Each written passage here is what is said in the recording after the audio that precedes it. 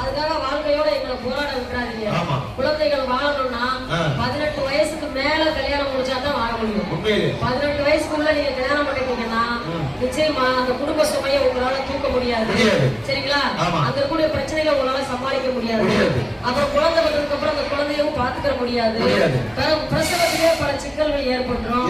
இதெல்லாம் தாண்டி யோசிச்சு யோசிச்சு கடைசியில ஒரு கட்டத்துக்குள்ள அந்த குழந்தைங்க தற்கொலை பண்றதுக்கான முடிவையே கூட எடுத்துருவாங்க. அப்படிப்பட்ட தற்கொலைகளை தடுக்கணும்னா உங்களை போன்ற மாணவர்கள் நாங்க இங்க சொன்ன செய்திகளை கேட்டுட்டு உங்க அப்பா அம்மாட்ட சொல்லுங்க.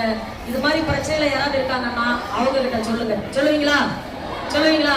நீங்க சொல்லுவீங்கன்ற நம்பிக்கையில நாங்க உங்ககிட்ட பேசிட்டு இருக்கோம். பாப்பா இங்க உள்ள விளாடு சைக்கிள் வளர்க்குறாங்க உள்ள. அதனால ஆமா பிள்ளைங்க நம்ம சுதந்திரமா இருக்கணும். அதே நேரத்துல ரொம்ப எச்சரிக்கையா இருக்கணும். இந்த போன் வந்தாலும் வந்துச்சு. ஆமா அப்துல் கலாம் ஐயா என்ன சொன்னாரு தெரியுமா? கனவு காங்க சொன்னாரு. அதுக்கப்புறம் உலகமே உள்ளங்கையிலன்னு சொல்லிட்டாரு. அதனால ஐயா சொல்லிட்ட வாக்குதான் வேத வாக்கு நினைச்சு எந்த நேரமும் எல்லா கையிலும் செல்போன் தான் இருக்கு. ஆமா முன்னாடிலாம் வந்து பாத்தீங்கன்னா இமெயில் ஒன்னே ஒண்ணுதான் இருக்கும். இமெயில் ஒன்னே ஒண்ணுதான் இருக்கும். சரிங்களா? அது வந்து ரிஜிஸ்டர் ஆஃபீஸ்ல இருக்கும் அல்லது தாலுகா ஆஃபீஸ்ல இருக்கும்.